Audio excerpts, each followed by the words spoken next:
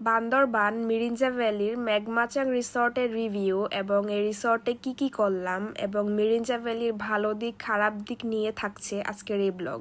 আসসালামু আলাইকুম, hello everyone. আশা করি সবাই ভালো আছেন, সুস্থ আছেন। আমিও আলহামদুলিল্লাহ ভালো আছি, সুস্থ আছি।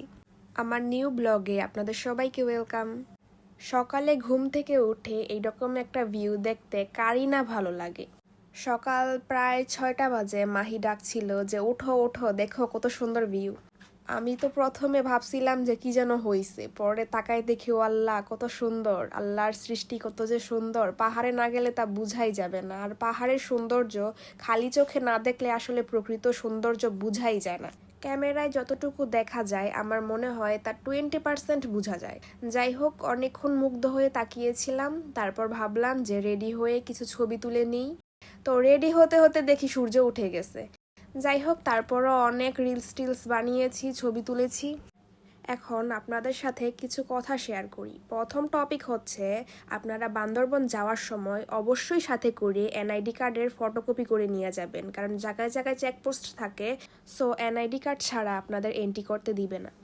আর দ্বিতীয় টপিক হচ্ছে, আপনি যেখান থেকেই আসেন না কেন মিরিঞ্জা ভ্যালি যেতে হলে আপনাকে সর্বপ্রথম চকরিয়াতে আসতে হবে।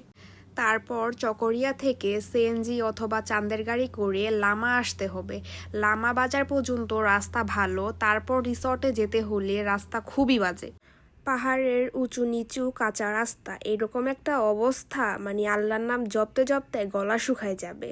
তো ওইখানে বৃষ্টির দিন থাকলে পায়ে হেঁটে যেতে হবে, তখন আর চাঁদের গাড়ি অ্যালাউ করবে না, কারণ তখন রিস্ক হয়ে যায়। আর বৃষ্টি না থাকলে চাঁদের গাড়ি অ্যালাউ করে, বাট এত পরিমাণে ধুলা থাকে যা বলার বাইরে। আর গাড়ির এত ঝাঁকুনির কারণে শরীর ব্যথা হয়ে যায়। আম্মুর তো জ্বরই এসে পড়েছিল, আমাদের সবারই শরীর ব্যথা হয়ে গিয়েছিল।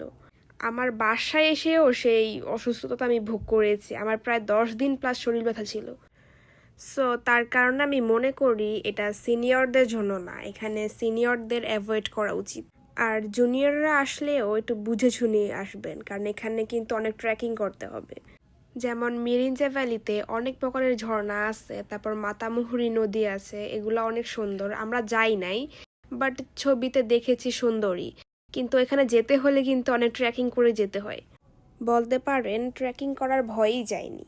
তবে আমার মনে হয় একটু কষ্ট হলেও যাওয়া উচিত, নয়তো মিরিঞ্জা ভ্যালির অর্ধেক সৌন্দর্যই মিস করতে হবে।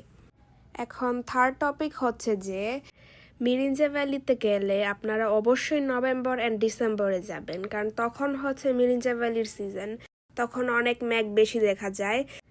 আমরা রিসর্টের স্টাফদের জিজ্ঞেস করেছিলাম, তখন তারা বলেছিল যে নভেম্বর ডিসেম্বর মাসে নাকি কটেজের ভিতরেই মেঘ এসে পড়ে।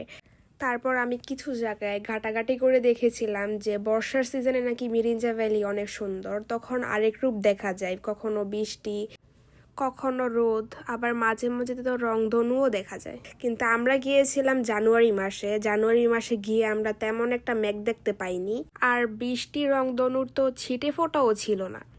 সো বুঝে শুনে একটু ঘাটাঘাটি করে তারপর যাবেন, তাহলে মিরিঞ্জা ভ্যালির সৌন্দর্য আরও বেশি দেখতে পাবেন। ফোর্থ টপিক হচ্ছে যে, রিসর্ট ভালোভাবে দেখে বুঝে শুনে তারপর বুকিং দিতে হবে। যেমন আমরা এক ব্লগারের ইনফরমেশন দেখে আমরা মেঘমাচাং রিসর্ট বুকিং দিয়েছিলাম, বাট সার্ভিস তেমন একটা ভালো পাইনি। যেমন সকালে নাস্তা দিয়েছিল খিচুড়ি এবং ডিম বুনার ঝোলটা একদম পাতলা ছিল, পানি, লিটারেলি পানি ছিল। অ্যান্ড তারা আমাদের কোনো চা কফি দেয়নি, আমরা আলাদা করে কিনে তারপর খেয়েছি। বাট তারা যেহেতু আমাদের থেকে টাকা নিচ্ছে, দরকার হয় একটু টাকা বাড়ায় নিক, কিন্তু সকালবেলা তো একটা চা কফি তারা প্রোভাইড করবে, তাই না? আমাদের পট হাউসগুলার প্রতি পট হাউস পিছনে ভাড়া নিয়েছিল 3,000 টাকা করে, অ্যান্ড জনপ্রতি খাবারের খরচ ছিল 850 টাকা করে। খাবারে সকালে ছিল খিচুড়ি এবং ডিম বুনা, তারপর দুপুরে ছিল ভাত, মুরগির মাংস, আলু ভর্তা, ডাল, ডিম, সন্ধ্যায় কফি, বিন্নি চালের 2 রকমের পিঠা, আর রাতে ছিল বারবিকিউ। তো খাবারের মধ্যে সকালের নাস্তার ডিম ভুনা ভালো লাগেনি, আর দুপুরে কোনো কিছুই ভালো লাগে নাই, মানে দুপুরে আমরা কেউ খেতেই পারি নাই এক কথায়। বাট বিকেলে বিন্নি চালের পিঠাগুলো খুব মজা ছিল, আর রাতে বারবিকিউটাও খুব মজা ছিল, বাট সাথে কোনো সালাদ দেয়নি। তো আমার এক্সপেরিয়েন্স থেকে আপনাদের বলবো যে চকরিয়া থেকে বা লামা বাজার থেকে আপনারা অবশ্যই সাথে করে কিছু ফল টল অথবা শুকনো খাবার নিয়ে আসবেন, তাহলে খাবার ভালো না হলেও অন্তত এগুলা দিয়ে কাজ চালানো যাবে। কারণ মিরিঞ্জা ভ্যালিতে আপনারা আশেপাশে হাতের কাছে কোনো দোকান বা রেস্টুরেন্ট পাবেন না। এখন বলবো রিসর্টের ওয়াশরুমগুলা অপরিষ্কার ছিল, আমরা বলা সত্ত্বেও তারা পরিষ্কার করে দেয়নি। অ্যান্ড হাত ধোয়ার বেসিনে কোনো রকম হ্যান্ড ওয়াশ ছিল না, আমরা তাদের থেকে খুঁজে খুঁজে নিয়ে তারপর হাত ধুয়েছি।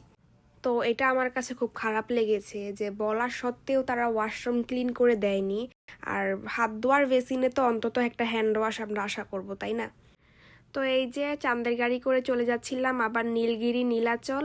নেক্সট ব্লগে আপনারা দেখতে পাবেন। তো আজকের ব্লগ এখানেই, টাটা।